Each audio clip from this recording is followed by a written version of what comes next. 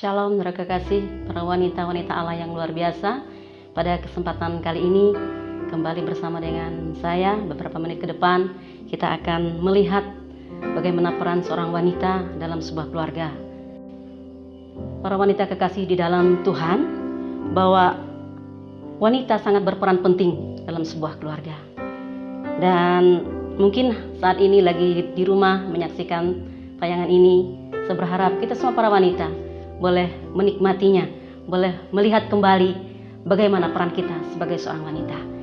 Kali ini saya akan memberikan judul dalam tayangan kali ini, wanita arsitek dalam keluarga.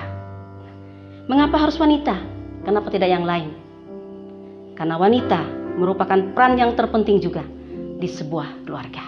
Nah, sebelum itu kita akan lihat dulu sebagai ayat pengantarnya dalam Amsal 14 ayat yang pertama. Demikian firman Tuhan. Perempuan yang bijak mendirikan rumahnya, tetapi yang bodoh meruntuhkannya dengan tangannya sendiri. Wanita kekasih di dalam Tuhan, dikatakan perempuan yang bijak, dia mendirikan rumahnya, tetapi yang bodoh apa? Meruntuhkan dengan tangannya sendiri.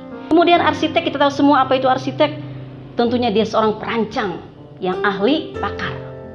Kemudian keluarga merupakan wadah, sarana yang diperlukan oleh Allah sendiri sebagai mitra untuk mengerjakan pekerjaan Tuhan.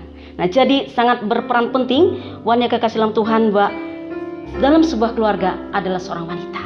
Jadi pada kesempatan kali ini wanita kekasih dalam Tuhan, mari kita sama-sama mengingat kembali peran kita, tugas kita sebagai wanita Allah yang takut akan Tuhan. Sudahkah kita melaksanakannya tugas ini?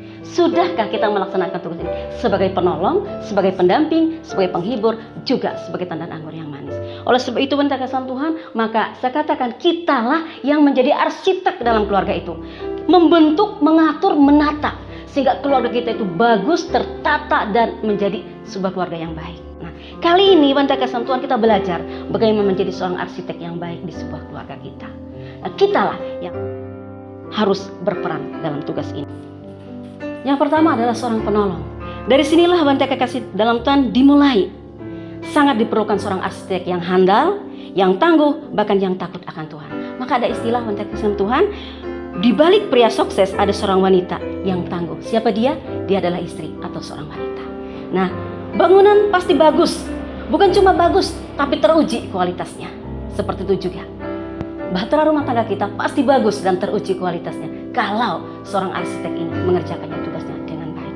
Dia adalah seorang penolong.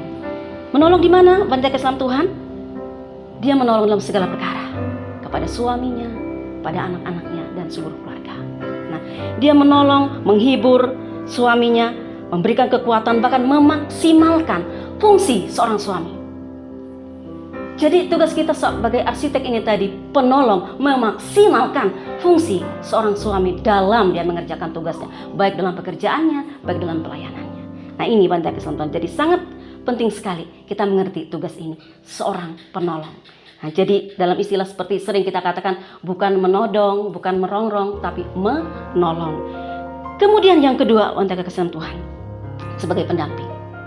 Dimanapun suami kita berada, kita mesti ada bersama dengan dia, mendampingi dia, menghibur dia, memberikan kekuatan kepada dia dalam keadaan apapun. Apalagi saat-saat sekarang ini, wanita kekasih Tuhan, banyak hal, mungkin suami yang di PHK, mungkin banyak hal, mungkin perkara-perkara yang dia alami di pekerjaannya. Nah, tugas kita sebagai seorang istri, kita memberikan kekuatan kepada, terus mendampinginya. Selain mendamping wanita kekasih Tuhan, kita juga perlu menghibur, ya. Jangan sampai orang lain dulu menghibur suami kita, tapi kitalah penghibur mereka. Mungkin dalam susah, dalam pekerjaan mereka, mungkin saya katakan di PHK, di masa-masa yang COVID-19 saat ini, waduh sangat menyulitkan sekali. Tapi di saat kita ada bersama dengan mereka, kita siap menghibur mereka, memberikan semangat, memberikan kekuatan kepada mereka dalam situasi keadaan apapun. Kitalah orang-orang, wanita yang menghibur suami kita, sehingga mereka merasa dikuatkan, mereka merasa tidak sendiri, mereka merasa tidak kesepian. Tugas wanita menghibur suami kita. Kemudian yang terakhir, wanita kekasih Tuhan, sebagai tandan anggur yang manis. Nah, ini perlu kita perhatikan. Di sebuah keluarga wanita kekasih Tuhan, terkadang tidak semuanya yang mengerti yang namanya kasih Tuhan. Anak-anak kita mungkin ada yang sudah bertobat, yang lain belum. Mungkin suami kita belum, atau gimana seperti itu. Tugas kita, wanita kasih Tuhan, kitalah tandan anggur yang manis itu. Saya percaya di tengah-tengah tandan anggur itu ada yang asam, ada yang pahit, ada ulatnya mungkin. Tapi kalau ada satu yang manis, dia akan bisa mengubah sehingga menjadi manis. Jadi wanita kasih Tuhan, tugas kita bisa mengubah situasi di sebuah keluarga.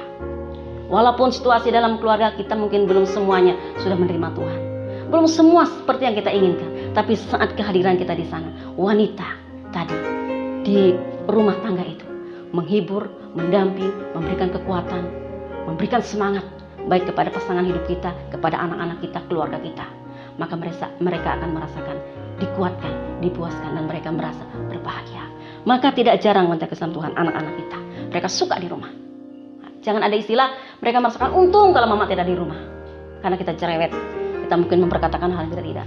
Kita menjadi wanita yang bukan penolong, bukan pendamping, bukan penghibur, bukan tandan anggur yang manis, tapi kita menjadi wanita yang meruntuhkan rumah kita sendiri, bangunan yang kita bangun. Tetapi kalau kita menjadi wanita yang membangun dengan tangan kita sendiri, bukan orang lain, tapi tangan kita sendiri yang membangunnya, wanita kasih Tuhan, sehingga rumah tangga kita akan terbangun dengan kualitas yang bagus, yang mantap di dalam Tuhan. Sehingga apapun keadaannya, apapun masalahnya, kita tetap mampu berjalan berdiri. Kita mampu menjadi pahlawan dalam sebuah keluarga.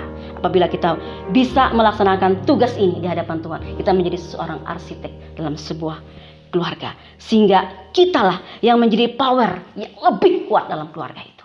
Walaupun kita dikatakan kita ini kaum yang lemah, wanita kasih Tuhan, tapi kita kuat. Kenapa? Kita ada power tersendiri.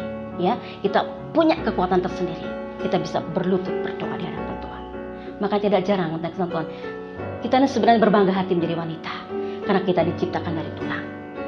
Mana kuat wanita kasih Tuhan? Tulang dengan debu, tentu kuat tulang. Oleh sebab itu, tugas kita lah yang memberikan kekuatan, menghibur, mendamping mereka, bahkan mengubah segala sesuatu, ya, menjadi tandan anggur yang manis.